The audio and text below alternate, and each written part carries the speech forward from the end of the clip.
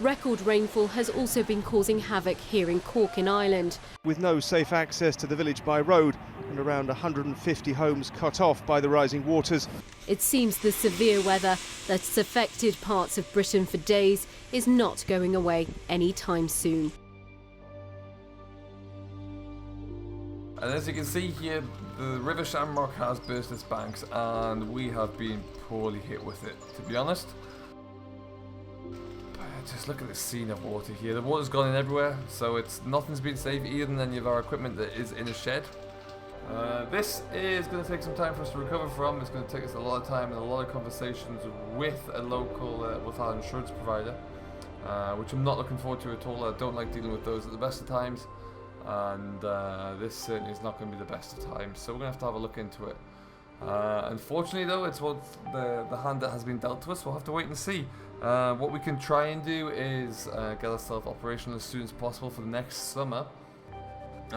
We will have to come back and try and get ourselves up and working as soon as we can, but who knows how long that'll take. And we'll come back to you, and as always I'll try and document it as we go, and keep you all abreast of what we're doing and how we're going to get ourselves out of this hole, back up and working. But we'll it's not going to be a short ride, it's going to be a tough ride, but we'll get there in the end anyway.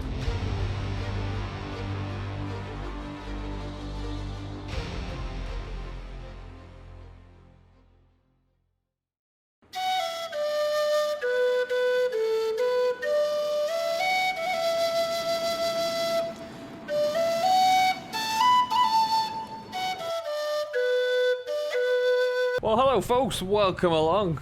Jack O'Brien here. Welcome back to what has been a little bit of an absence from us here with you on Grass and Graham, and there's a very good reason for that, which we're going to get into in this episode. But this morning I just came down to the local village, really, go to the see my business manager in the bank, do a few other errands there, and then we're away. So we're just going to have a walk back. The truck's up the top end here.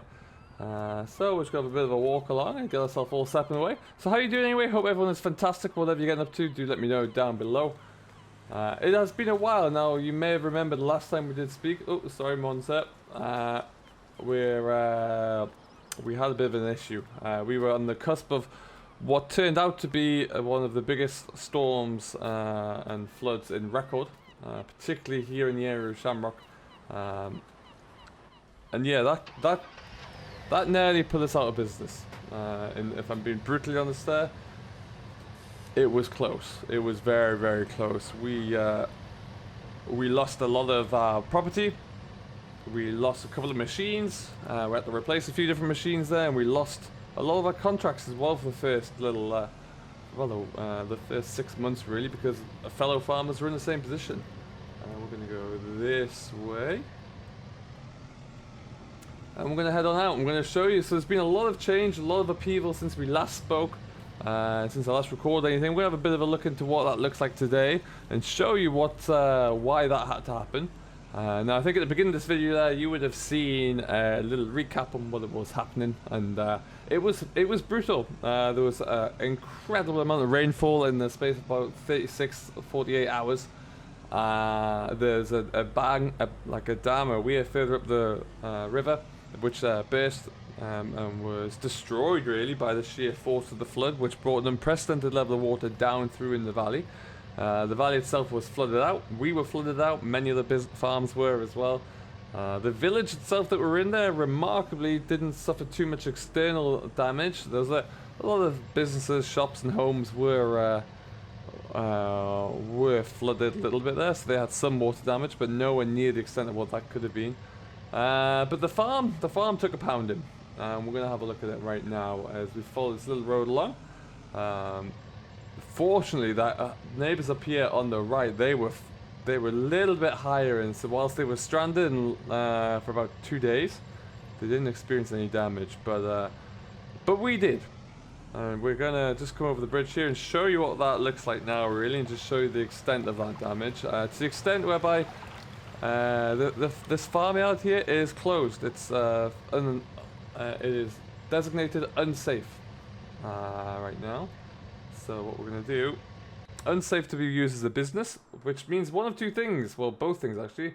One of which we can't put our equipment in here, and secondly though, we can't get insured to use it as a premises. So with that in mind, the insurance company, they paid us, they paid out on our claim, fortunately. Great job, that's why you actually have insurance, I suppose. But that was all they were willing to do. They weren't going to do anything else there. They weren't going to reinsure the property, allow us to continue. This was our new workshop, if you recall, that we built, and it's the force of the water caved in the walls on the side, which then shortly after meant that the roof beams gave way as well. So that has collapsed. That, to be honest, a lot of this is just going to get bulldozed. We're just waiting until we don't need to have the time or the needs to do it right now, or even the funds to a degree, because we're not going to rebuild anything here. We don't need to rebuild anything here. So as you can see, as well as we move around here, a lot of the brick walls just couldn't stand up to the force of the water pressing against it. The slurry lagoon was completely contaminated. Flood water swept into there, washed out all of the slurry there. We pumped out what was left a while ago, but it's yeah, I mean, that could still be used in theory, but we haven't got any animals here anyway. The new shed here, much of the same. Things have been damaged and broken. Doors were pulled off the hinges and swept away. As we come around the corner, there was one building here that we salvaged. And it was the old Dutch barn that was here. That was just a galvanized steel barn. So that one came down. It's been moved to a new location. We will have a quick look at that new location shortly. The silage pit itself, again, the walls have been shifted on the silage pit there. They've been moved and they've been twisted in there, as you can see. So they're going to have to be, if we were to ever use that, it would have to all be completely rebuilt, reset. Fortunately, we didn't have any animals, otherwise they would have been in real trouble. The crops, we haven't put anything back into the ground here since that time. We do have a lot of land over that side that we're going to, well, all I think is just plough it all over. Get it drilled up there and just move on. We did have some, obviously, rape in this particular field here. That was washed out almost immediately. We didn't do a lot of our own combining because, well, there was nothing to combine really. We had a little bit on the higher ground just up there, but nothing big. As a result, we did sell that combine, the Lexion. We do have another, we did lease one because we need to sell Lexion to get funds to kind of help with our other plans really. But we leased a combine for the season, and we might look at continuing down that line just so we can get new combines for each year really.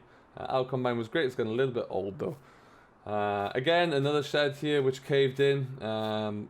This one had water about up to like the where was it? So it was kind of on top of that van really. In the last video I did when we were here, you could just see the very top of that van, so it's about halfway up there, which this is all structurally unsound. The grain dryer, the pit's completely flooded still.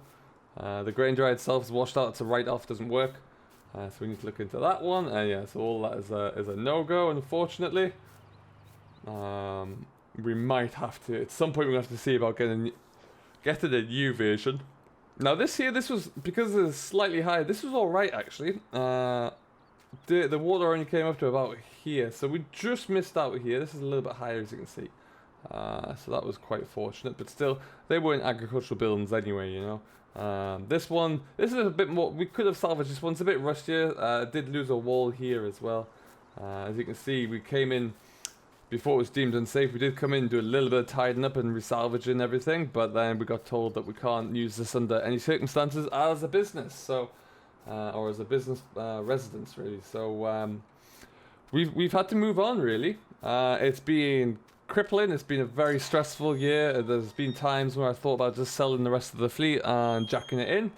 So much stress applied on this year. What will we do with this? Who knows? We might, at some point there, we might just try and get this all flattened and knocked down there and sell any of the hardcore off that we can, so make a bit of money that way. We can make a hard stand there. We can't, in theory, the old buildings at the front there could be converted into a residence, but who's going to want to insure it when it's so close to a floodplain like this, you know? Now, whilst yes, that was a once in a lifetime flood, it does happen, and it's something that we'll need to be conscious of moving forward there really. As you can see, the river levels are usually so much lower. When this flooded, you had a whole load of debris flying downstream, really. Came crashing in against this bridge. They had to reinforce the bridge there to make sure it was safe. But it was really quite traumatic. But anyway, we're going into our truck. It's a new truck to us, as you can see. The Land Rover had met its age just to really add into the stress and the issues I was having. The Land Rover packed in, so we had to swap that out. And then yeah, so there's a few changes that we've had. Now we did find another. We found like the remains of a yard. We took our old shed up there. We built another shed up there, and it's going to be a good yard. It's a bit more modern. It's not the biggest at all. We're running out of space there already, and we haven't even got all of our equipment back in. But we'll have a look, and I'll go and show you what that looks like anyway. Yeah, the couple in this house here, by Lord, were they ever lucky. Flood came right up to the bottom of the backyard, really. As you can see, though, it is now springtime here. If we're going to, we've got the drill on. We've got a little bit of drilling to do at some point over the next few days. Hopefully next week or so. But yeah, we're gonna get cracking again. We've been doing odd little bits and pieces here. Our contracts have been consistent, not as healthy as they once were by any stretch. But then, like I said, there've been farmers in the same area and same situation as us, so they've been kind of figuring themselves out there. We've had a few jobs where some farmers are looking to continue there, and they've just kind of let us do everything with the land, which has been quite nice actually, just to keep us going, that's for sure. There we go. The Shamrock Express just rumbled through about 20 minutes ago. That's still coming through here. No change there. Up we go here. So yeah, that's pretty much us right now. I hope everything's been good with yourself. Do let me know down below in the comments what you've been working on, what you're doing, and where you are working, and we'll do try, myself and Simulation for the Nation, we try and get back in touch with you all there, see what's happening. And like I say, we're getting back on our feet. Slowly but surely we're getting there. Now, our new yard is just up here actually. It's not this one on the right, that's still a working dairy farm. We are up here. We've got a little bit of change to do here still as well. It's not quite, we haven't quite completed it. We had to move in pretty quickly and hastily, as you can well imagine. So we're going to have a little bit of a look. We won't go through all of the equipment. We're going to go through some of it later on down the line. But as you can see, these are, we picked up another shed like it, so we have our Dutch barns in place. We do still have a little bit of straw from some of our contracts there. You'll notice as well we got a brand new loader. That was something that we got a good finance deal on there, so we traded in our old JCB. It was just starting to show its age a little bit too much for my liking. And then yeah, so we got it for a class Scorpion 1033. It's a beautiful loader. It is really, really nice. And yeah, we're hoping to get a lot more straw than this to kind of almost fill this barn up, which will be really good from a business standpoint, because we do sell a lot to biogas plants and to livestock farmers as well. But what that will mean is that we're not going to be able to use this for storage, which is what we kind of need to do. We've still got the 69, still looking really good, fully functioning. I'm actually going to try and get out on that today and go and do a little bit of spring oilseed rape drilling. Actually, just going to tickle the surface off some ground, see how it looks, and we'll take it from there. We did... one of the machines that did bear the brunt, unfortunately, was the old John Deere, the 4950. That was having a few different problems, and then it had a real issue with electronics and a knackered engine block, really. So unfortunately, we did have to re-upgrade it. Want the better word. We traded in a few different machines as well. We came out with an 8310 John Deere. This is our big workhorse of the fleet. And yeah, it's, well, as you can see, it's hooked up to the drill there. It's kind of ready to go whenever we can get some ground dry enough, really. Or some ground dry enough would be the right way to say that. And then, yeah, we've got a few bits and pieces floating around. We'll not show you what's in that shed. There's a few different things in there. I've got our workshop up here, fuel tank, like I say, and we have this small paddock out the back, which we will be making into silage and maybe some haylage as well. We did cut this once already last summer. I got only like half a dozen, or no, maybe a dozen bales off. We've sold some of them. But yeah, it's a nice little bit of area. Typically, we're going to find ourselves using this more as a storage area than anything else, but it's going to set us up quite nicely. So we got our trailers. Oh yeah, this place had this old shed, and there wasn't much else up here. It used to be like a cattle shed at some point that we got converted. So we've kind of added the old Dutch barns there, and we bought this shed with some of the insurance funding as well. And we're kind of getting ourselves set up there. So for what we need as a yard for a contracting fleet there, it's going to be pretty good.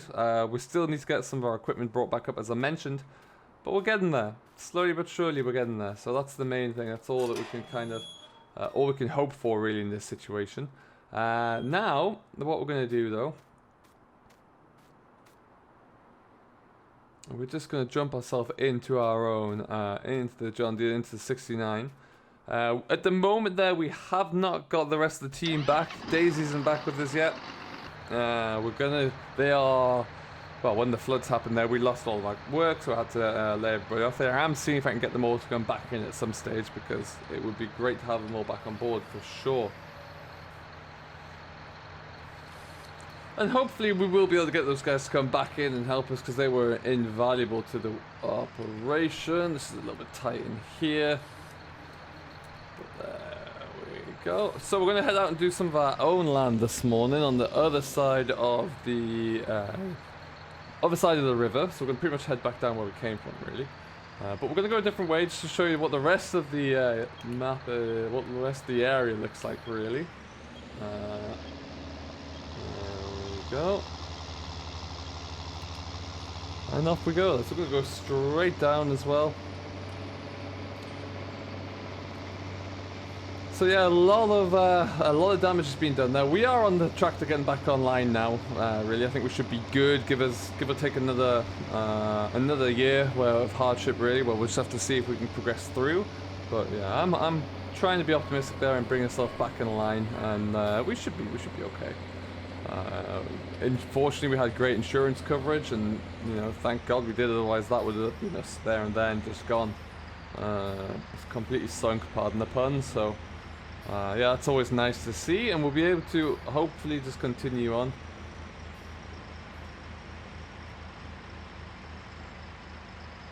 Now we do have a new plow as well, as the accommodation drills changed, which we'll show you later in another episode there. Next episode coming up, we'll do a full garage tour.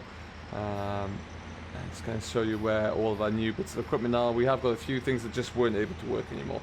This insurance evaluator came out there and just wrote off a whole bunch of things, which was a little upsetting at the time there, but we realized, it couldn't be helped in some instances, so that's what it was. We'll just have to make the most of it where we can. Right now, though, what I think we're going to do is just keep sticking ourselves into here. We've got this field to go and look into. We're going to get stuck more into the farm work itself over the next few episodes, but today was pretty much just about us kind of reconnecting, really, and making sure that everything is giving you guys an insight into where we stand, what happened with the ground as well. So all being well, we'll get back to you sooner rather than later. All being well, we'll be back with you in inside next week with an update there, where we'll show you all of the machinery lineup, and we'll keep cracking along, get this farm back up to speed. So until then, though, I have been Jack. I do hope you have enjoyed. Send any questions, comments, or feedback you may have down below. We'll get back in touch with you as soon as we can. And until next time, though, we will see you later. So until then, have yourself a great day. Enjoy what you're doing as always. Don't forget, though, most importantly, happy farming.